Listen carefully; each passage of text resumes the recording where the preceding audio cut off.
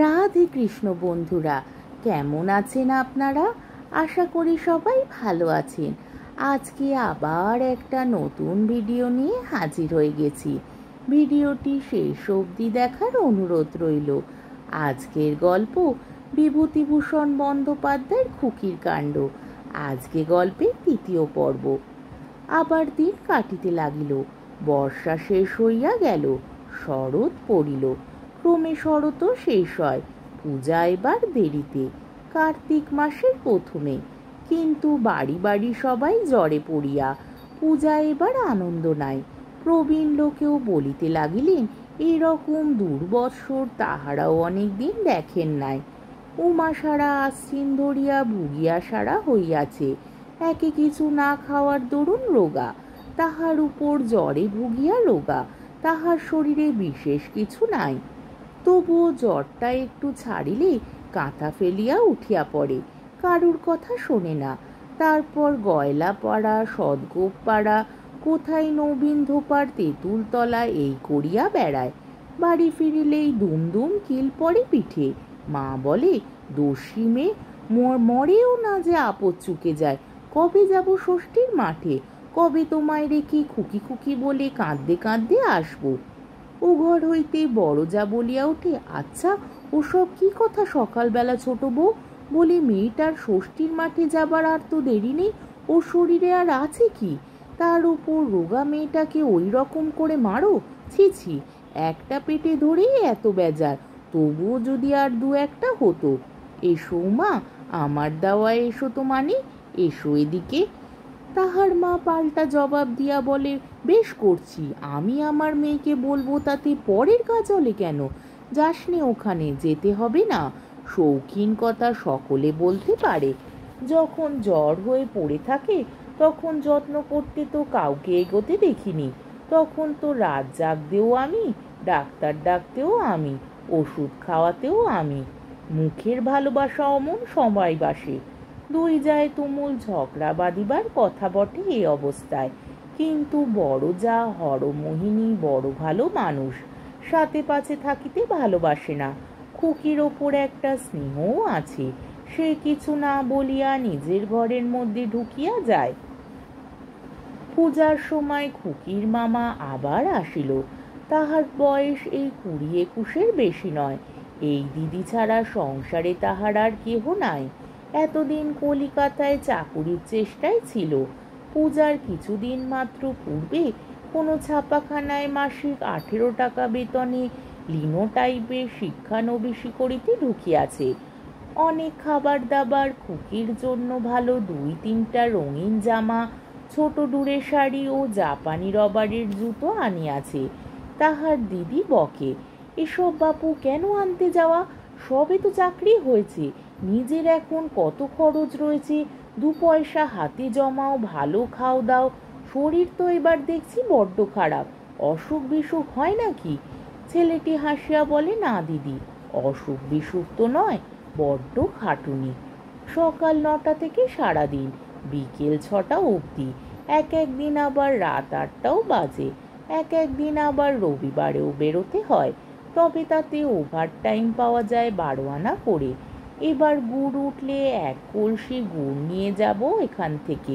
ভিজে ছোলা আর গুড় সকালে উঠে বেশ জল খাবার হবে।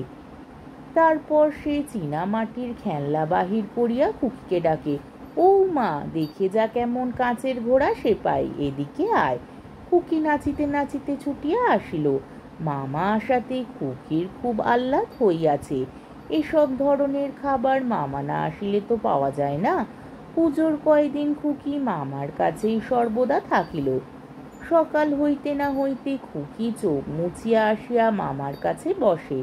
মাঝে মাঝে বলে, এবার কলকাতায় নিয়ে যাবে না মামা? পূজা ফুরাইয়া গেলে খুকির মামা দিদির কাছে প্রস্তাবটা উঠায়। দিদি সহোদর বোন নয়, বই মাত্রেও, তবুও তাহাকে বেশ ভালোবাসে, যত্ন করে। সেও ছুটি ছাটা পাইলে এখানে আসে। স্বামী স্ত্রীতে পরামর্শ করিয়া দিন 10-এর জন্য আপাতত খুকিকে কলিকাতা ঘুরাইয়া আনিবার সম্মতি দিল। খুকির মামা খুশি হইয়া বলে, আমি ওকে লেখাপড়া শেখাবো। সেখানে গিয়ে মহাকালী পাঠশালায় ভর্তি করে দেব।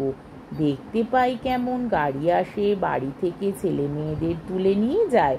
গাড়ির গায়ে নাম লেখা আছে মহাকালী পাঠশালা।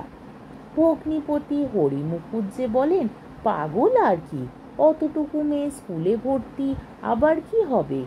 হুজুগে পড়ে যেতে চাচ্ছে, ছেলে মানুষ, ও কি আর গিয়ে টিকতে পারে? যাও নিয়ে দুদিন, এখানে তো ম্যালেরিয়ায় হাড়সাড় করে তুলেছে। যদি দুদিন হাওয়া বদলাতে পারলে সেরে যায়। ট্রেনে কলিকাতা আসিবার পথে উমা খুব খুশি। প্রথমটা তাহার ভয় হইয়াছিল। রেলগাড়ি জানলার ধারে মামা বসাইয়া দিয়াছে। গাড়িটা চলিতেই খুকির মনে হইল তাহার পায়ের তলা হইতে মাটিটা সরিয়া যাইতেছে। ভয় তাহার চোখ বড় বড় হইল। আতঙ্কে মামাকে জড়াইয়া ধরিতে যাইতেই তাহার মামা হাসিয়া বলিল, ভয় কি খুকু, এ যে রেলের গাড়ি, দেখ আরো কত জোরে যাবে এখন। রেলগাড়ি চড়িবার আনন্দকে যে বয়সে বুদ্ধি দিয়া উপভোগ করা যায়, উমার সে বয়স হয় নাই। সে শুধু চুপ করিয়া জানলার বাইরে চাইয়া বসিয়া থাকে। মাঝে মাঝে তাহার মামা উৎসাহের সুরে বলে, কেমন রে খুকি, সব কেমন বলতো, কেমন লাগছে রেলগাড়ি? খুকি বলে, খুব ভালো। কিন্তু খানিকক্ষণ পরে তাহার মামা দুঃখের সহিত লক্ষ্য করে যে খুকি বসিয়া বসিয়া ঢুলিতেছে। দেখিতে দেখিতে সে ঘুমাইয়া পড়ে। গাড়ি কলকাতায় পৌঁছিলে একখানা রিক্সা ভাড়া করিয়া তাহার মামা তাহাকে বাসায় আনিল। অখিল মিস্ত্রি ট্রেনে একটা ছোট মেশে বাসা, অফিসের বাবুদের মেষ, সকলেই বয়সে প্রবীণ, সেই কেবল অল্প বয়স্ক। খুকির আকস্মিক আবির্ভাবে সকলেরই আনন্দ হইল। বাড়িতে ছেলে মেয়ে সকলেরই আছে, কিন্তু 40-50 টাকা মাস মাহিনার বেড়াজালে আষ্টে পিষ্টে জড়াইয়া পরিবার দরুন মাসে একবার কি দুইবার ভিন্ন বাড়ি যাওয়া ঘটে না। ছেলে মেয়েদের মুখ দেখিতে পাওয়া যায় না। খুকিকে পাইয়া একটা অভাব দূর হইল। 4-5 বছরের ছোট ফুটফুটে মেয়ে, চাঁদের মতো মুখখানি, কোকড়া কোকড়া কালো চুল, কালো চোখের তারা। আপিসের ছুটির পর তাহাকে লইয়া কাড়াকাড়ি পড়িয়া যায়। এ ডাকে উহার ঘরে, ও ডাকে তাহার ঘরে। কিন্তু তাহার মামার বড় দুঃখ, খুকির বেশভূষা একেবারে খাঁটি পাড়াগে। মাথায় বিনুনি, কপালে কাঁচপোকার টিপ, অতটুকু মেয়ের পায়ে আবার আলতা, ছোট চুনরি শাড়ি পরনে। ওসব সেকেলে কাণ্ড আজকাল শহর বাজারে কি আর চলে? দিদি পাড়া গায়ে পড়িয়া থাকে, শহরের রীতিনীতি বেশভূষার কি ধার ধারিবে? এখানকার ভদ্রঘরে ছেলে মেয়েদের কেমন সুন্দর চুলের বিন্যাস, পরিষ্কার পরিচ্ছন্ন, ফিটফাট সাজানো, দেখিতে যেন কাঁচের পুতুল। খুকিকে ওই রকম সাজানো যায় না। ভাবিয়া ভাবিয়া সে খুকিকে সঙ্গে করিয়া ট্রামে ধর্মতলার এক চুল ছাঁটাই দোকানে লইয়া গেল। নাপিতকে বলিল, ঠিক সাহেবদের ছেলে মেয়েদের মতো যদি চুল কাটতে পারো তবে কাঁচি ধরো, নইলে অমন ঘন কালো চুল নষ্ট করো না যেন। মেয়ে সইতে সে খুকির মাথার বিনুনি খুলিয়া আনিয়াছিল। চুল ছাটিতেই উমার বেশ ভালো লাগিতেছিল। সামনে একখানা প্রকাণ্ড আয়না, 4-5টা বড় বড় আলো জ্বলিতেছে। নাপিত মাঝে মাঝে আবার ময়দার মতো কি একটা গুঁড়া তাহার ঘাড়ের চুলে মাখাইতেছিল, এমন সুরসুরি লাগে। তাহাকে সাজাইতে খুকির মামা 5-6 টাকা খরচ করিয়া ফেলিল। মেষের নিয়োগী মশাই একে একে কয়েকটি পুত্র কন্যা কি উপরি উপরি 4-5 বৎসরের মধ্যে হারাইয়াছেন। উমাকে পাইয়া আর ছাড়িতে চাহিলেন না। সন্ধ্যার পর রঙিন ফ্রক পরা, বব, চুল, মুখে পাউডার, পায়ে জড়ির জুতো আর এক উমা যখন তাহার ঘরে আসিয়া দাঁড়াইল, তাহাকে দেখিয়া তো নিয়োগী মশাই বিষম খাইবার উপক্রম করিলেন। তাহার মামা হাসিয়া বলে, গেলই না হয় কিছু খরচ হই, এমন সুন্দর মেয়ে কি করে ভূত সাজিয়ে রেখেছিল বলুন দেখি। ও কুণ্ড মশাই, চেয়ে দেখুন, পছন্দ হয়। কি করিয়া খুকির শীর্ণতা দূর করা যাইতে পারে এ সম্বন্ধে নানা পরামর্শ চলিল। গলির মোড়ের একজন ডাক্তার কড লিভার অয়েল ও কেবলারের মল্ট এক্সট্র্যাক্টের ব্যবস্থা দিলেন। তাহা ছাড়া বলিলেন, খাওয়া চাই, না খেয়ে খেয়ে এমন হয়েছে, পুষ্টির অভাব। এই বয়সে এদের খুব পুষ্টিকর জিনিস খাওয়ানো চাই কি না?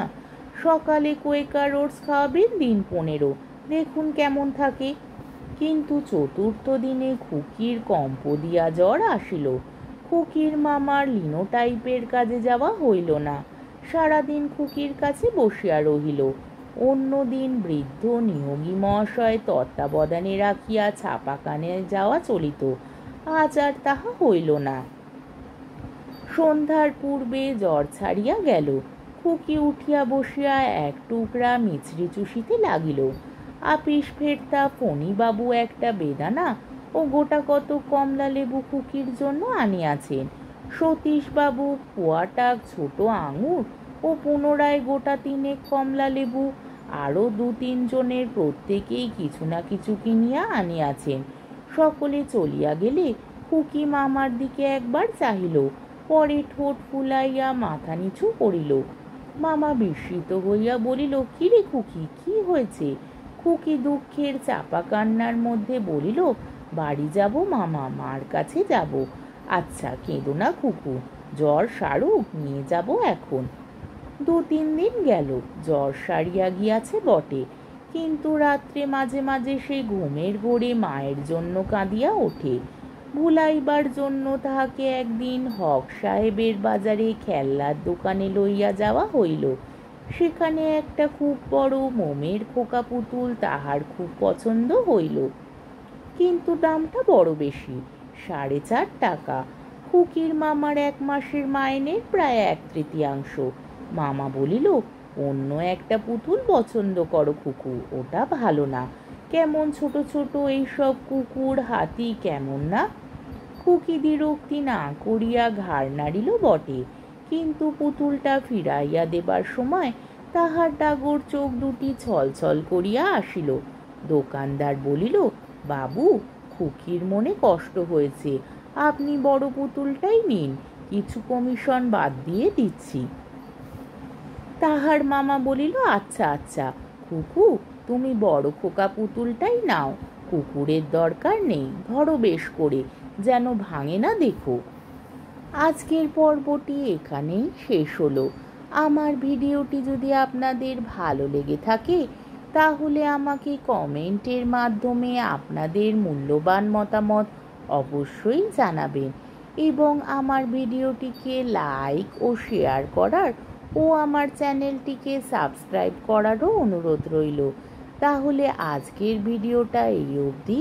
পরের দিন আবার এই গল্পেরই 4র্থ পর্ব বা শেষ পর্ব নিয়ে হাজির হয়ে যাব।